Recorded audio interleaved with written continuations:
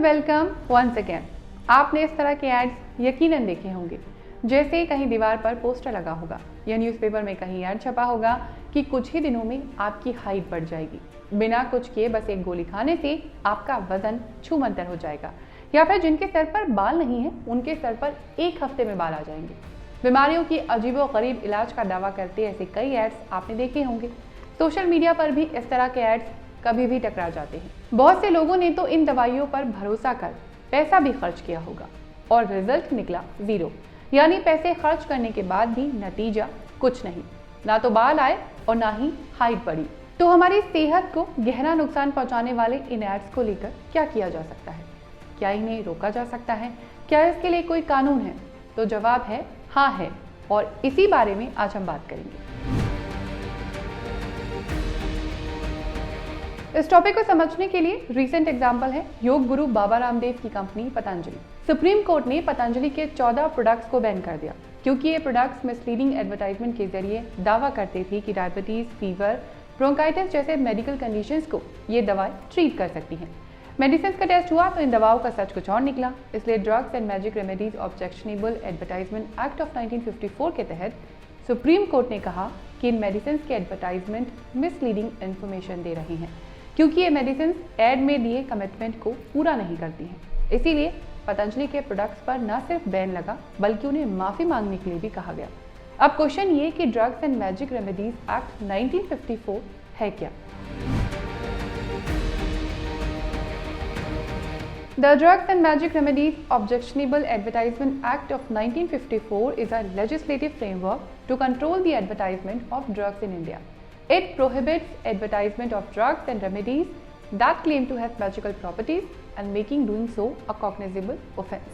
आसान लफ्जों में कहें तो ड्रग्स से जुड़े एडवर्टाइजमेंट्स को कंट्रोल करने के लिए ये एक लेजिस्लेटिव फ्रेमवर्क है।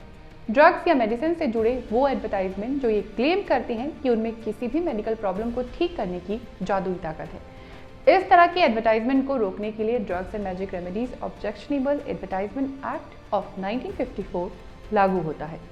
अब ये एडवर्टाइजमेंट किसी भी फॉर्म में हो सकती है, रिटन हो, ओरल हो या फिर विजुअल्स हो। इस एक्ट के तहत मैजिकल क्वालिटीज बताने वाले ये सभी एडवर्टाइजमेंट कॉग्निजेबल ऑफेंस है। मतलब इस तरह के फेक या मिसलीडिंग एडवर्टाइजमेंट के लिए मजिस्ट्रेट की परमिशन के बिना भी पुलिस स्टेशन ऑफिसर इन्वेस्टिगेशन कर सकता है और बिना वारंट के गिरफ्तारी भी हो सकती है। इस एक्ट के तहत जो वर्ड है ड्रग्स, वो क्या रेफर करता है? ड्रग टर्म रेफर करती है उन मेडिसिन के बारे में जो इंसानों और जानवरों के लिए यूज़ की जाती है, जिन मेडिसिन को किसी भी बीमारी के डायग्नोसिस या ट्रीटमेंट के लिए यूज़ किया जाता है। इस एक्ट के अंदर वो डिवाइसेस भी इंक्लूड हैं जो बॉडी के किसी भी ऑर्गन के फंक्शन पर असर करते हैं या बॉडी के स्ट्रक्चर को इन्फ्लुएंस करने का दावा करते हैं। अब इस एक्ट में एक और टर्म है magical remedies. Magical remedies term refer करती है वो रेमेडीज जिसमें कहा जाता है इसमें किसी भी बीमारी या बॉडी से जुड़े किसी भी मेडिकल प्रॉब्लम को सॉल्व करने की जादुई ताकत है। जैसे इस एक्ट के तहत किसी ताबीज़ या मंत्र को मेडिसिन बताकर बेचा जाए तो ये इस एक्ट के खिलाफ है। यानी जो मेडिसिन चमत्कारी असर दिखाने का दावा करती है, जैसे एक दिन में आपको कोई क्रीम गोरा कर दे, हफ्ते भर में आपके सर पर बाल उगा दे या फिर कुछ ही दिनों में आपकी हाइट बढ़ा दे, इस तरह के ऐड को रोका जाता है। इस एक्ट में कुछ चीज़ों से जुड़े मेडिसिन और उनके एडवर्टाइजमेंट को क्लियरली प्रोहिबिट किया गया है, यानी उन पर प्रतिबंध लगा है। जैसे फीमेल में मिसकैरेज को बढ़ावा देना या फिर कंसीव करने से रोकना, सेक्सुअल कैपेसिटी को इम्प्रूव करने का दावा करना, विमेन के मेंस्ट्रुअल रिलेटेड प्रॉब्लम का सॉल्यूशन देना, या फिर इस एक्ट में मेंशन की गई किसी भी बीमारी के इलाज के या उसके डायग्नोस के लिए या फिर उस बीमारी को होने से रोकने का दावा करने वाली किसी भी दवा का ऐड करना कॉग्निजेबल ऑफेंस है। अभी तक इस एक्ट में 50 से ज़्यादा बीमारियों को मेंशन किया गया है। तो ये एक्ट उन एडवर्टाइजमेंट को प्रोहिबिट्स करता है जो एड फॉल्स क्लेम करते हैं, फॉल्स इंप्रेशन देते हैं।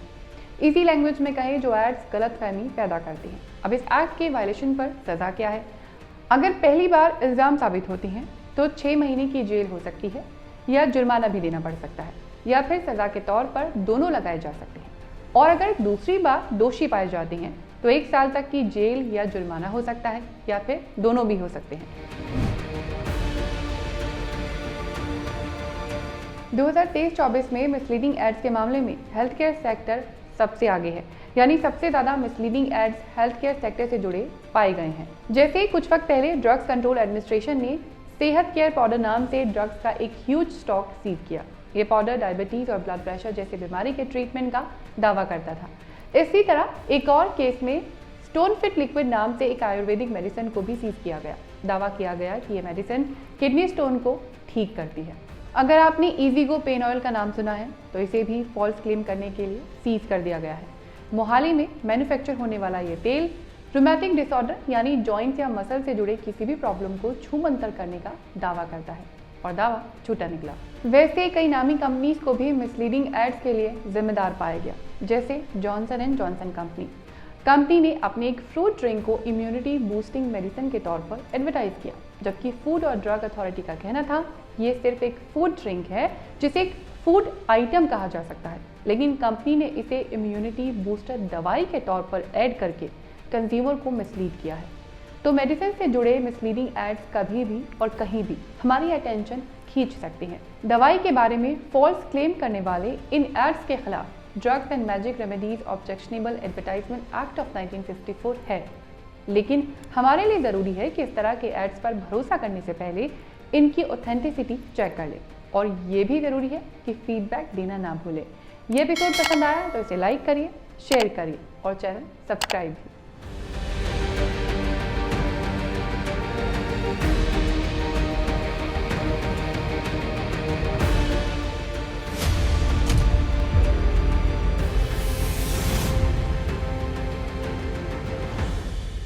अगर आप जर्नलिज्म और मास कम्युनिकेशन का कोर्स कर रहे हैं या इस सब्जेक्ट से जुड़े किसी भी एंट्रेंस एग्जाम की तैयारी कर रहे हैं, या फिर आप जर्नलिज्म और मास कम्युनिकेशन के बारे में जानकारी चाहते हैं, या फिर आपको भी किताबों के पन्ने पलटते ही नींद आ जाती है, आपके साथ भी एग्जाम से पहले लास्ट नाइट फुल फाइट वाली बात होती है, तो यकीन मानिए आपको इन वीडियोस के जरिए काफ़ी हेल्प मिल सकती है।